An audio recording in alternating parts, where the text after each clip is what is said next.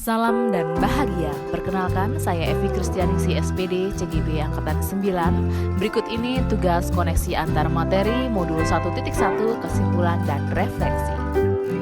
Berikut ini merupakan alur pembelajaran modul 1.1 dimulai dengan kegiatan mulai dari diri untuk merefleksikan pemikiran Ki Hajar Dewantara. Kemudian, kegiatan berikutnya dilanjutkan dengan eksplorasi konsep tentang pemikiran Ki Hajar Dewantara tentang pendidikan.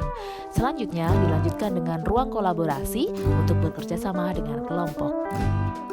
Alur pembelajaran berikutnya yaitu dimulai dengan demonstrasi kontekstual, kemudian dilanjutkan dengan melakukan kegiatan elaborasi materi untuk membahas kembali materi-materi yang telah dibahas. Kemudian dilanjutkan juga dengan kegiatan koneksi antar materi.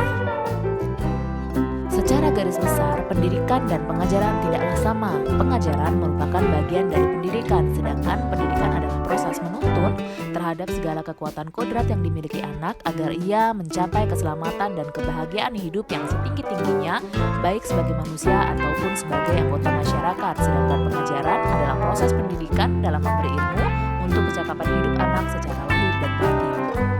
Berikut ini adalah dasar pemikiran Ki Hajar Dewantara tentang pendidikan dan pengajaran, bahwa pendidikan itu harus menuntun budi pekerti yang luhur. Pendidikan juga merupakan persemaian benih dan kebudayaan. Ada juga tentang asas trikon, yaitu kontinu, konvergen, dan konsentris. Pendidikan juga harus berpihak kepada murid. Pendidikan juga harus menciptakan merdeka lahir dan batin, bukan tabula rasa, dan tentunya harus menyesuaikan dengan kodrat alam dan kodrat zaman. Sebelum mempelajari modul 1.1, pembelajaran yang saya lakukan diantaranya, pembelajaran masih berpusat pada guru atau teacher center.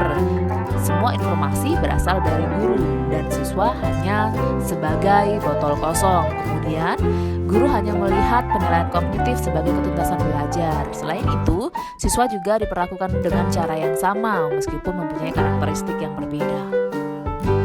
Namun, setelah mempelajari modul 1.1 ini, ada beberapa juga perubahan yang saya alami. Di antaranya, pembelajaran berpusat pada siswa. Kemudian, pembelajaran dilakukan secara menyeluruh, bukan hanya dari aspek kognitif saja. Selain itu, siswa juga diperlakukan sesuai dengan karakteristiknya. Setelah mempelajari modul ini, hal yang akan saya terapkan diantaranya: 1. Mengenali karakter dan kebutuhan siswa dalam belajar dengan komunikasi yang baik. 2. Merancang pembelajaran yang interaktif sebagai pemantik aktivitas siswa. 3. Melibatkan siswa secara aktif dalam setiap rangkaian kegiatan belajar. 4. Pembelajaran dilakukan dengan cara menuntun, bukan menuntut. 5. Pembelajaran akan memperhatikan aspek kognitif, afektif, dan juga psikomotorik. Demikianlah koneksi antar materi yang telah saya buat. Terima kasih atas perhatiannya. Tetap semangat mencerdaskan anak bangsa. Salam dan bahagia.